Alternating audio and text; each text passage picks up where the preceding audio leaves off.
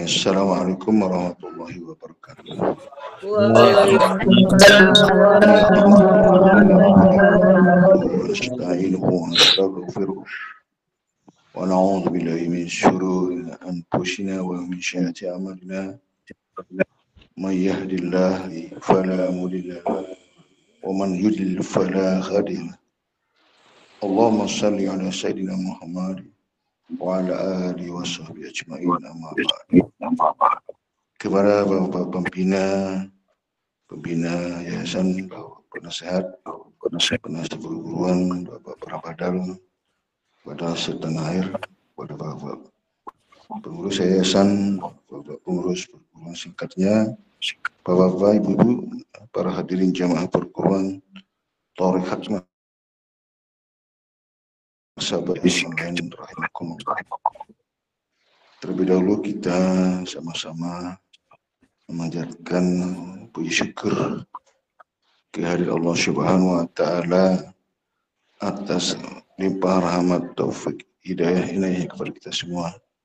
Alhamdulillah pada kesempatan ini kita dapat hadir di majelis zikir Thariqat Naksabandi dalam rangka kita mendekatkan diri kita Allah, dalam rangka kita menata rohani kita, dalam rangka kita meningkatkan iman dan takwa kita kepada Allah. Semoga Allah merahmatinya dan meridhoinya. Amin. Kemudian kita tak lupa menyampaikan salawat dan salam kepada junjungan alam, junjungan Nabi besar Muhammad sallallahu alaihi wasallam. Allahumma shalli ala sayyidina Muhammad wa ala ali Muhammad. Atas bimbingannya, syafaatnya, dan semoga kita dapat mentaati mengikutinya secara zahir dan batin. Amin. Amin. Alhamdulillah kita berada di satu barisan atau sebuah halqah yang penuh keberkahan, penuh kebahagiaan, di waktu yang berkah, di tempat yang berkah, di ilmu, di wadah yang berkah, di sana yang berkah. Ini semua keberkahan semua. Tidak saja kepada pribadi kita, tetapi efek kepada lingkungan, warga, dan semuanya. Itu sebabnya kita tidak boleh meninggalkannya atau tidak menjauhinya. Dan ini merupakan satu kekuatan kehidupan kita di dunia ini, bahkan dalam kehidupan di akhirat. Tidak ada sesuatu hal yang mulia, tidak ada sesuatu yang paling utama, tidak ada sesuatu yang paling Allah cintai, tidak ada sesuatu yang paling tinggi derajatnya. Hanya orang-orang yang berzikir kepada Allah. Wala zikrullahi akbar, Allah ya'lamu ma tasna'un. Karena zikirlah yang paling besar, paling utama, dan Allah mengetahui apa yang kamu perlu. Jadi zikir ini adalah menu yang nutrisi yang sangat nikmat sebenarnya. Itu terasa di dalam qalbu kita masing-masing, dalam rohani kita, bahkan dalam pikiran kita. Biasnya sampai sebegitu ya. Biasnya ke fisik ya. Itu ketika zikir qalbu ini diaktifkan, dihidupkan di situ ya. Tapi kalau enggak ya, enggak akan mati, gersang, jadi kering ya. Itu sebabnya tidak percaya ya wajahnya, fisiknya itu karena di dalam dia tidak dihidupkan ya. Nah, ketika zikir ini dihidupkan menjadi biasnya ke fisik, maka ketika ruh orang-orang beriman keluar dari jasadnya itu, ya ketika dia keluar tanpa kesulitan. Ruhul mu'min yakhruju kasair minal ajin, seperti bulu yang keluar dari tepung, sangat lembut, sangat halus. Karena kebersihannya kan. Itu sebabnya itu adalah karena Allah hanya menerima mereka hati atau jiwa ruh yang bersih ya. Kalbu yang suci ya. Ibarat kita sholat menghadap kepada Allah, kalau belum suci kan tidak ditolak gitu. Maka wajib hukumnya bersuci. Itu pun secara fisik ya. Kita bersuci sesuai dengan aturan syariatnya. Nah, itu. Namun suci dalam pengertian rohani ini yang sulit. Ini yang tidak banyak yang tahu bagaimana cara mensucikannya. Bagaimana cara membersih. Bagaimana cara masuk ke wilayah rohani. Nah, itu yang sebenarnya banyak yang kita tinggalkan. kelupaannya, kelalaiannya di situ ya. Ini sering kali dia tinggalkan, dia diabaikan. Pada satu ketika akan menemui dirinya sendiri, situasi diri sendiri. Oh, seperti ini perjuangan kita dulu ketika di dunia seperti inilah apa yang kita amalkan, yang kita ilmukan. Ternyata dua hal yang berbeda. Yang kita pahami bahwa yang diperjuangkan adalah amalan syariahnya, amalan-amalan zahirnya, tapi efek ke batinnya nggak ada ya.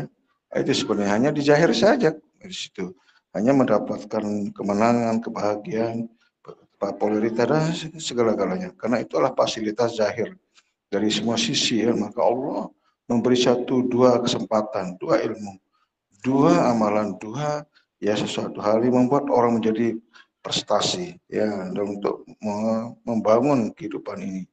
Dua ilmu, ilmu pengetahuan agama dan ilmu agama. Ya, ilmu pengetahuan agama itu untuk urusan dunianya, ilmu agamanya untuk urusan akhirat. Nah itu ya, itu sebabnya kita belajar dua-duanya. Tapi ketika hanya mempelajari satu saja, yang kita temui yang satu, yang kita jumpai pahala-pahala dalam urusan-urusan ilmu pengetahuan agama. Memang ada pahalanya, ada punya apa kebahagiaannya di situ, ada nilai-nilai yang kita peroleh, tapi tidak sebanding lah dengan apa yang diperoleh, apa yang dia lakukan oleh hati.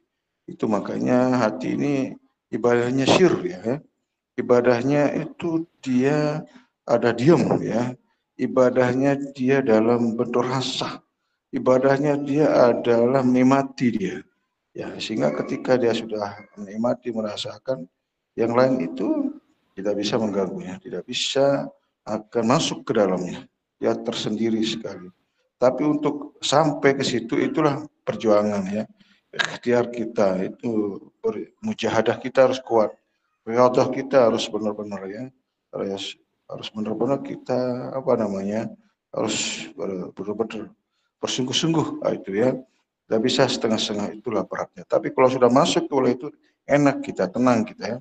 Tapi untuk memperoleh demikian itu butuhkan waktu, butuhkan perjuangan. Tapi di mana ada kesungguhan, di situ ada kemungkinan, yaitu biasa artinya kita peroleh ya kemenangan. Itu makanya jangan setengah-setengah di situ. Perbaiki terus, perjuangkan sampai akhir hayat kita, dan kita akan menemuinya sebagaimana yang kita berbuat. Tidak mungkin kita melakukan sesuatu yang kita apa yang kerjakan tidak kita temui, wajib masing-masing kita sesuai dengan amaliyahnya. Jadi supaya tidak menjadi sia-sia amalan yang mana, ilmu yang mana yang lebih kita prioritaskan. Adalah tentu yang terkait tentang kerohanian, tentang kolbu, supaya menjumpai diri kita yang terang benderang itu sesuai yang kita ditunjukkan. Itu sebenarnya. Tapi kalau tidak sebaliknya, yang gelap gulita yang kita temui, maka Rasulullah SAW diutus untuk itu, untuk mengeluarkan manusia dari gelap gulita kepada cahaya yang terang benderang.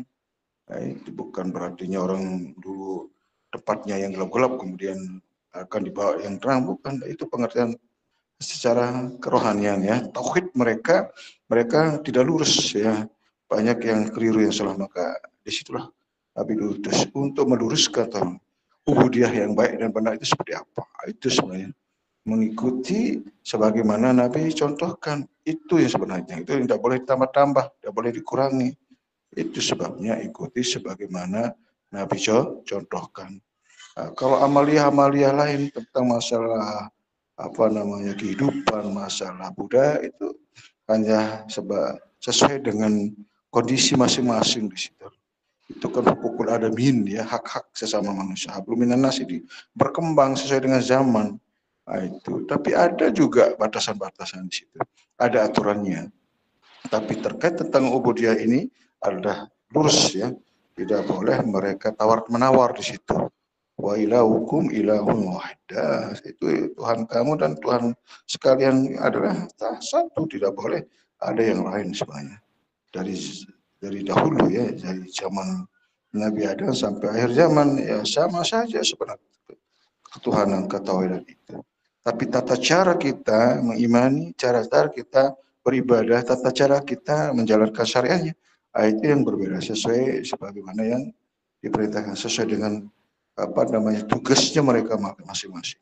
Ada jalan tafakur, ada jalan jalan beriktikaf itu, ada jalan berkhalwat, ya, ada menjalankan dengan rukun-rukunnya seperti itu ya. Tapi intinya adalah tetap ingat kepada Allah. Apapun ibadahnya, di sholatnya, tafakurnya hanya semata-mata untuk ingat kepada Allah. Nah, bagaimana kita untuk bisa ingat, bagaimana tuntunannya, bimbingannya, itu sesungguhnya. Ini yang kesulitan mereka memperolehnya. Untuk ingat kepada Allah ini ada ilmunya, ada petunjuknya ya, ikuti ya sesuai yang ditunjukkannya. Nah, itulah yang dikenal guru mursyid, guru yang menunjukkan. Itu namanya guru mursyid. Man yahdillah bahwa muhtadi, wa man yudlil falan tajida waliyan mursida. Orang yang dapat petunjuk, orang yang dapat hidayah itu orang yang sudah mendapatkan petunjuk. Wa man yudlil, orang yang disesat itu orang yang tidak ada seorang guru mursyid yang menunjukkan. Itu ya. Jadi itu yang patut kita syukuri, bahwa apa yang kita diperintahkan kita dapat lakukan. Ilmunya kita sudah temui dan kita sudah jalankan melalui petunjuk yang ditunjukkan oleh guru mursyid. Ikuti situ saja ya. Itu sebenarnya. Jadi sederhananya seperti itu. Jadi kita imani, amalkan, istiqomah. Ya, kemudian kita berkhidmah. Jadi sesuai dengan kemampuan kita masing-masing. Mungkin itu saja, semoga bermanfaat untuk kita semua. Kurang lebihnya mohon maaf. Wabillahi taufik. Wassalamualaikum warahmatullahi wabarakatuh.